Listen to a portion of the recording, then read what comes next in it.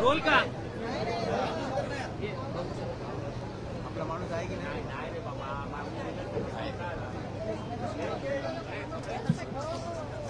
हो 2 मिनिटं रोल का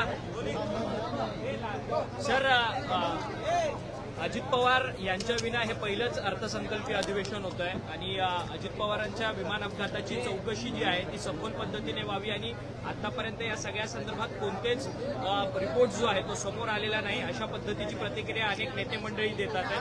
घात की अपघात हा सगळा प्रश्नचिन्ह आहे. तुमच्या मते काय हा सगळा आहे? नाही, मला सर्वात आश्चर्य वाटतंय म्हणजे ब्लॅक बॉक्स जळून गेला. ब्लॅक बॉक्स ज्या जागेवर असतो तो विमानाचा जो भाग आहे तो जशाच्या तसा होता. दुसरी गोष्ट, ब्लॅक बॉक्स ज्या मटेरियलचा बनवलेला आहे ते मटेरियल आहे टायटॅनियम. म्हणजे 11,000 सेल्सिअसच्या आगीच्या म्हणजे 10 मध्ये सुद्धा त्या ब्लॅक बॉक्सला काही होऊ शकत नाही अशी परिस्थिती असताना सरळ सांगितलं जातं ब्लॅक बॉक्स जळून गेला. म्हणजे माझ्यासारख्या चौकस मनाच्या माणसाला तर शंका येईलच, ब्लॅक बॉक्स कसा जळून जाऊ शकतो. आणि त्याच्यामुळे रोहित पवार जे मागणी करतायत त्या मागण्यांमध्ये तथ्य आहे. कंपनी कोणाची आहेत, कंपनीत पैसे कोणाचे लावलेत, त्या विमान किती तास उडलं होतं, त्याला एवढे तास उडण्याची परवानगी होती का नव्हती, डीजीसीए काही कव्हर करायला बघतंय का, डीजीसीएचे अधिकारी कोणाच्या दबावाखाली आहेत, ही कंपनी कुठल्या पक्षाच्या आधिपत्याखाली गट चालते, हे सगळे प्रश्न आले ना आता समोर.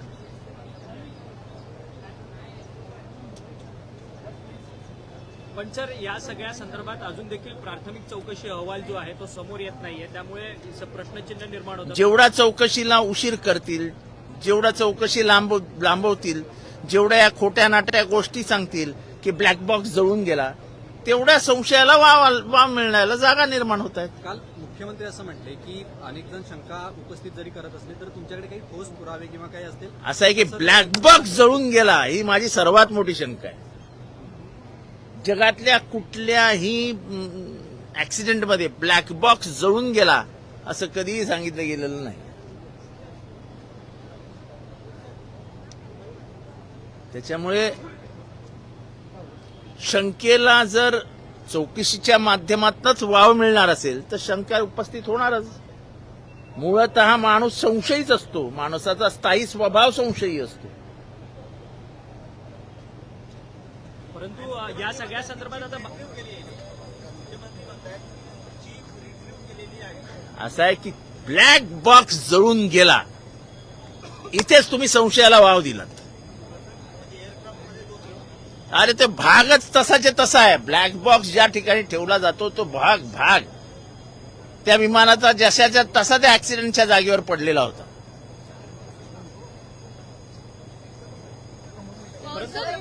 गावबंद अजित पवारांची अगदी विरोधकांची जी बैठक झाली अजित त्याच्यात सुद्धा नव्हतात, मागच्या काही दिवसांपासून नव्हतात, तर का कुठे होतात आणि का नव्हता इतके दिवस? माझा मूड नव्हता, माझा बोलायचा मूडच नव्हता. गेले काही दिवस मला बोलावं असं वाटत नव्हतं म्हणून मी नव्हतो. अगदी विलिनीकरणाच्या मुद्द्यावर सुद्धा तुम्ही- विलिनीकरणाच्या बाबतीत मला काही बोलायचं नाही, कारण का त्या संपूर्ण प्रक्रियेत मला कधी समावेशच केला गेला नव्हता. जी गोष्ट मला माहितीच नाही त्याबद्दल मी बोलू कशाला. सर तुम्ही होतात कुठे, म्हणजे का तुमचा मूड नव्हता, असं काय घडलं होतं? माणसाचा मूड काय असा कशावरनं जातो काय नाही वाटत. I was feeling low. Mood depends on everything. It doesn't depend only one thing, विलिनीकरण किंवा काय पॉलिटिकल. मला काही फॅमिली प्रॉब्लेम असू शकतात, माझे काही पर्सनल प्रॉब्लेम असू शकतात. माझा मूड नव्हता. ह्याला तर पत्रकार विचारतील तुमचा मूड का नव्हता. अरे सर पण It's तुमच्या personal. व्यतिरिक्त इतर नेते देखील कोणी आलेले नव्हते बैठकीला. ते मला माहित नाही. माझ्याकडे काल नगरसेवकांची बैठक होती, आज महासभा आहे. विरोधी पक्ष नेता कोणाला करायचा, समित्या कोणाला द्यायच्या, ह्याच्यासाठी बैठका होत्या आणि त्या बैठका मला टाळता येत नव्हत्या, कारण का नंतर नाराजीचा सूर पसरतो. आणि आज महासभा आहे, त्यामुळे महासभेच्या आधी हे सगळे निर्णय घ्यावे लागतात. त्याच्यासाठी ते निर्णय घेऊन मग मला तुम्ही ब्लॅक बॉक्सच्या संदर्भातला प्रश्न उपस्थित केलाय, तुम्ही विधानसभेमध्ये सुद्धा हे प्रश्न उपस्थित करणार का याच्याबद्दल? अहो, मी ओपनली पहिल्यांदा बोलतोय. मी एकदा इथे बोललो तर सगळीकडे बोलणार ना. आज बोलणं महत्वाचं आहे ना? विधानसभेत बोललो काय आणि इथे बोललो काय, माझ्या मनात काय ते मी अख्ख्या महाराष्ट्राला तुमच्या मनातनं सांगितलं. अमोल मिटके यांनी एक मोठा प्रश्न उपस्थित केला. त्यांनी असं म्हटलं की राजीव गांधी. राजीव गांधी यांच्या हत्येप्रमाणे अजितदादांची हत्या झाली आहे का, असा प्रश्न सुसाईड बॉम्बर, कारण की राजीव गांधी यांची हत्या करायला जसं सुसाईड बॉम्बर वापरला तसंच सुसाईड बॉम्बर वैमानिक होता. मला कोण काय म्हणायलं ह्याच्यावरती बोलण्यासाठी मी आपल्या समोर नाही.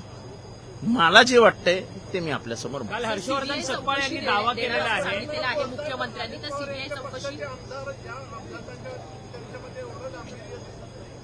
नाही, ते प्रत्येकाच्या मताचा प्रश्न आहे, मनाचा प्रश्न आहे.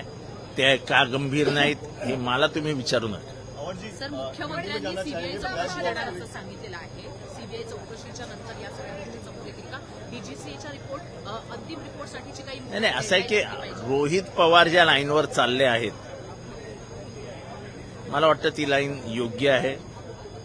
ते बरंच संशोधन करतायत आणि त्या माध्यमातून त्यांनी पैसा कोणाचा आहे ते पहिली गोष्ट म्हणजे त्या विमानाचं माहितीच तुम्हाला देतो की त्या विमानाला भारतात उडण्याची परवानगीच नव्हती. रजिस्ट्रेशन असं लावलं त्या विमानाचे 5,000 तासाच्या वरती त्यांनी उडू नये असं असताना 8,000 तासाच्या वरती ते विमान उडून झालं होतं. म्हणजे संपूर्ण रिस्क घेऊन जर डीजीसीए स्वतःचे म्हणजे काय इन्व्हेस्टमेंट वाचवण्यासाठी ती कमाई करण्या जे काय असेल ते माणसाचा जीव गेला ना.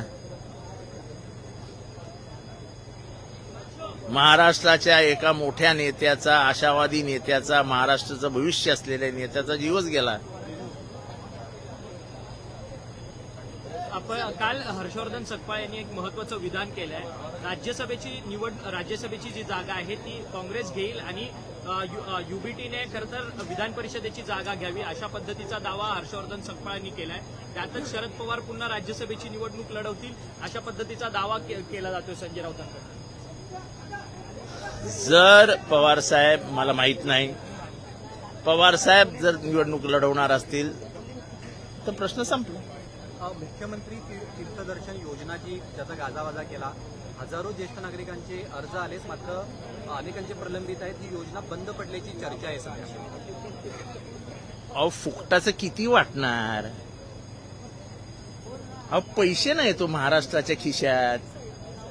सर्व्हायव्हलचा प्रश्न आलाय महाराष्ट्राचा. ह्या योजनांपायी महाराष्ट्राला आता कटोरी घ्यावी लागणार आहे. कटोरी. इतकी वाईट आर्थिक अवस्था महाराष्ट्राची कधी आली नव्हती, ती आली. आता अजून काय वाईट तुम्हाला पाहिजे?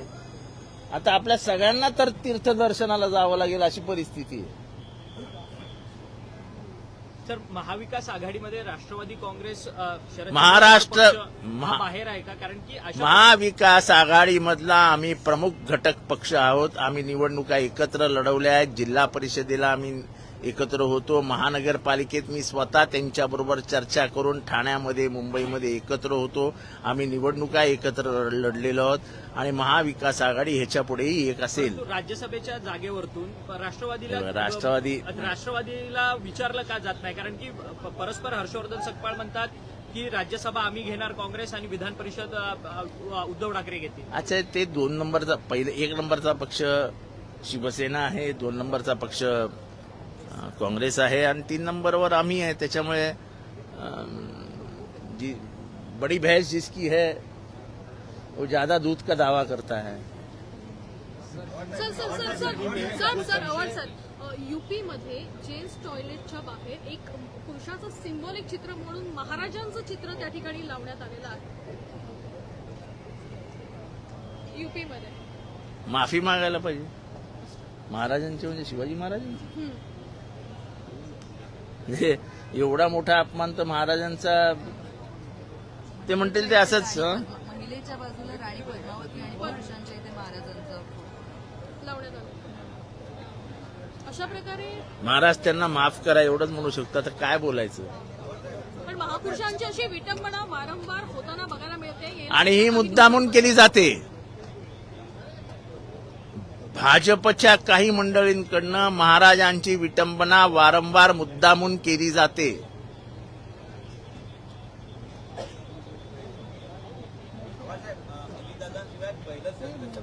हे मला अत्यंत वाईट वाटतंय, कारण का मी जेव्हा विधानसभेत 2000 साली आलो म्हणजे विधिमंडळामध्ये, तेव्हापासून मी अजितदादांना बघतोय. किंबहुना अजितदादांच्या सुरुवातीच्या काळापासून आम्ही अजितदादांबरोबर होतो, कारण का मी ह्या पक्षाच्या एकंदर प्रक्रियेमध्ये 1987-86 साली आलो. तेव्हा अजितदादा पण तरुण वयातच विधानसभेत येत होते. एक असा खूप वेगाने चालणारा, खूप पटापट निर्णय घेणारा. अजितदादांचा स्वभाव वेगळा होता. ठीक आहे, मध्यंतरीच्या काळामध्ये थोडंसं वितुष्ट आलं, पक्ष वेगळे झाले, तेव्हा आमच्यामध्ये खूप वादविवाद झाले. पण तो माणूस ग्रेट होता. राज्यामध्ये दुःख सावरत नाही, त्यानंतरच हर्षवर्धन सपकाळ यांनी टिपू सुलतानवर टीकास्त्र केले आणि त्यानंतर काही ठिकाणी काय टिपू सुलतानवरती त्यांनी टीका केली. म्हणजे टिपू सुलतान कसे आहेत, शिवाजी महाराजांच्या बरोबरचे आहे असं त्यांनी म्हटलं. कोण? हर्षवर्धन सपकाळ यांनी आता तो विषय आणि हा विषयाचा काय संबंध आहे काय? काही प्रश्न तुम्ही जॉईन करून टाकताय. राज्यामध्ये 1,57,000 महिला बेपत्ता आहे. बैठक होती हा? त्यामध्ये कुठेतरी संभ्रम निर्माण होतोय असं नाही वाटत तुम्हाला? कुठेतरी दोन पक्ष असताना तिसरा पक्ष नव्हता, त्यामुळे नाही, असं आहे की मी महाराष्ट्राला सांगू इच्छितो की मिटिंगला उपस्थित राहण्याची जबाबदारी खरं तर माझी होती. मी माझ्या काही वैयक्तिक मिटिंग्समुळे येऊ शकलेलो नाही, त्यामुळे उगाच गैरसमज पसरले गेले.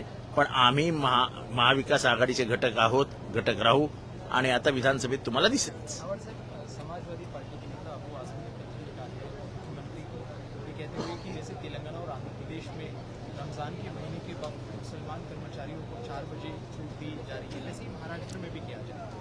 आपका क्या कहना होगा?